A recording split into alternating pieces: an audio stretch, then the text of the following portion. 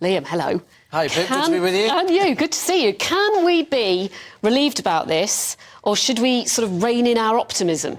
Well, I think the Tesco boss is maybe being a little bit premature. Certainly, according, you just cited there, the official Office for National Statistics number showing inflation at 19.1%. Have a look at these numbers from Which magazine, a very respected source of consumer information based on surveys. What Which have done, Pip, is they've got together some meals that many families may rely on if they're struggling to make ends meet. And look at the increase in the prices of these meals. A veggie pasta baked there, that was actually, that's the spaghetti bolognese. Spaghetti bolognese. So that's £5.53. Good to know you know your Italian food, Liam. Good to know. £5.53 in May 2022. The ingredients for a spag bog for four last month was £6.63. That's up 20%. Maybe we can have the next one now.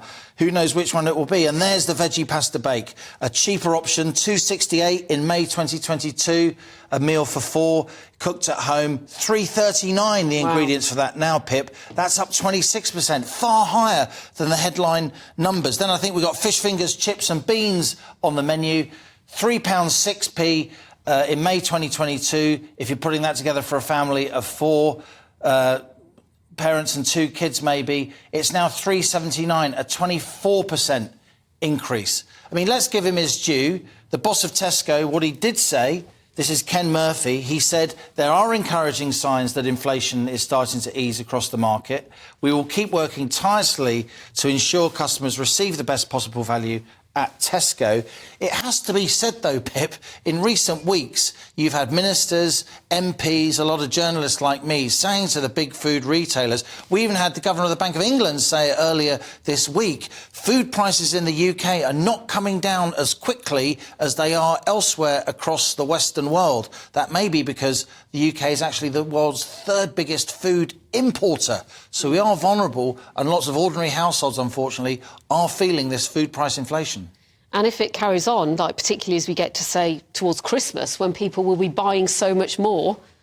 There's that. Families, Okay, and it's not just food, is it? What are the other essentials of life? Housing, putting a roof above your head. And what we're seeing now is also big increases in interest rates, not just if you're lucky enough to be a homeowner and you've got a mortgage, but also that has knock-on effects to rents too, because lots of landlords, they have mortgages that they rely on their tenants to pay the interest on.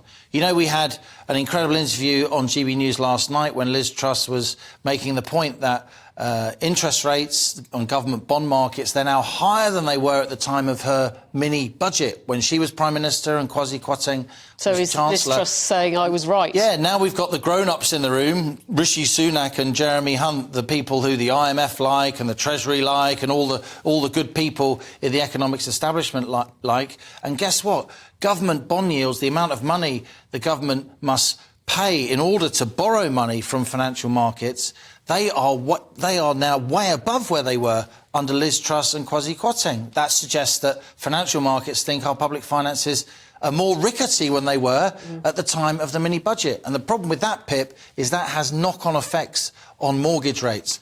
Look, it's going to be a big week in economics next week. We've got the UK inflation number coming out on Wednesday. The UK is currently a bit of an outlier. In the US, inflation is just 4% now.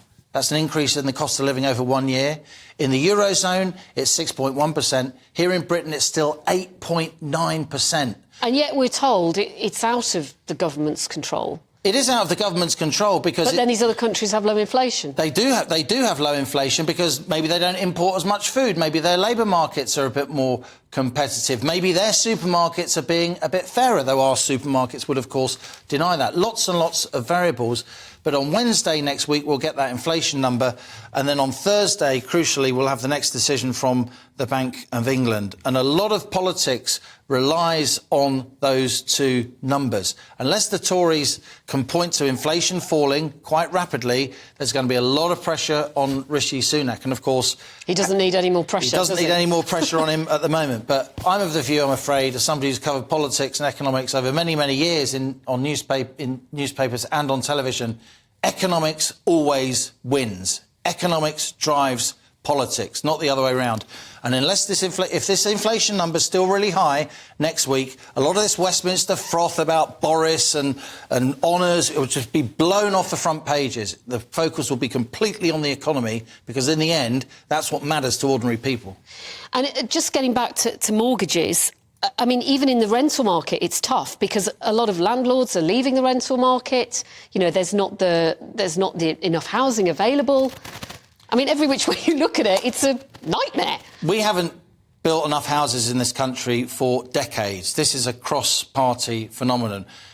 Under Tony Blair and Gordon Brown back in the late 90s and 2000s, the building of social housing, what we used to call council housing, fell to a historic low. Just a couple of hundred houses were built across the country for lower income households on subsidised rent. That's what council houses are. Just a couple of hundred houses per year were built. We now have got a major shortage, and that's why, Pip, you know, maybe when you and I bought the first home, it was tough, but we made it. But today's 25 to 34-year-olds, they are now less likely to own a home, and they are spending more on their rent or their mortgage if they do own a home than any generation since the 1930s. Yes, interest rates aren't as high as they were back in the late 80s. They were 12, 13, 14, 15% then, and they're 4, 5, maybe 6% now. But because houses are so much more expensive, young householders, young homeowners are much, much more indebted. So they're now starting to pay as much of their income on their mortgage and on their rent, 50% plus, as they were back in the late 80s. And interest rates could have, I'm afraid, a long way to go up yet. Yeah, it could be catastrophic. Liam, thank you for that not so cheery news.